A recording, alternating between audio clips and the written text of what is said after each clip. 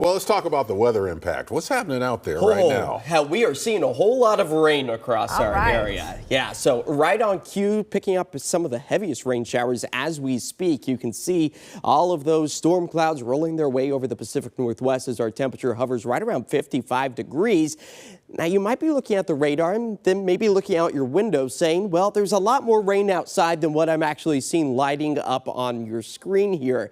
Well, you would be correct in saying that because we're only getting a small snippet of our radar. That's because the Portland radar site is offline. A mechanical issue late last night really kind of knocked it off. So we're not seeing anything that is falling across our area with the exception of just a little bit of another radar site along the coast in Washington, but really not giving us a good picture of what's coming to fruition. So the National Weather Service out of Portland, they have gone ahead, ordered that part. It's expected to arrive tomorrow, and then hopefully the maintenance and technical crew can get up there, get it all up and working quite fast because this is typically a very stormy part of our season as we work our way closer to the winter season. So we'd like to see our radar up and functional at 100%. But despite kind of the blank and absent radar, we are filling up the bucket close to a couple of 1/100ths of an inch to a 1/10 of an inch out towards the Aurora area, 3/4 of an inch out towards Astoria as we are seeing that widespread rain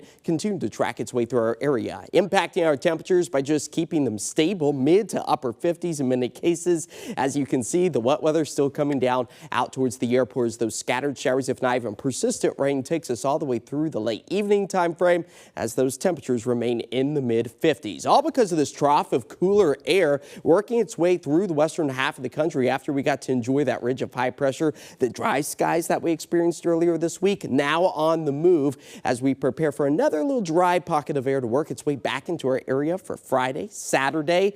But you'll notice this next trough of cooler and rainy air moving its way back into western Oregon and southwest Washington. That's where our temperatures are really going to start to take a bit of a tumble as we roll our way into next week, feeling a little bit maybe more like winter as opposed to early fall as it's been mild this month. Overall, we are anticipating a few drying conditions to take shape late tonight into early tomorrow. By the afternoon hours, cloud coverage still widespread, a few splash and dash showers of potential. Again, not likely to see it on our radar, but our simulated forecast does demonstrate a few scattered showers through the northern Willamette Valley. That will be a welcome sight as we work our way into Saturday because we still need to shrink a rain deficit for the year as additional rain accumulation piles up close to a 1/10 to a 1/4 of an inch. The snow elevation levels remain mild at about 5,500 feet, so no real snow impact for the high terrain.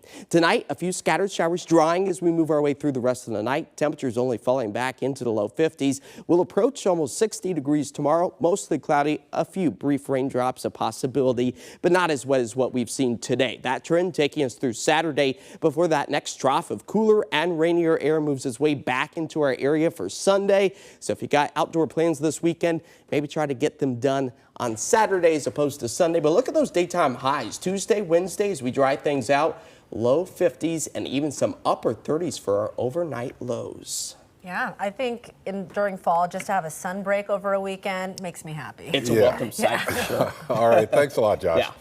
Coming out, Jeff Gianola's retired.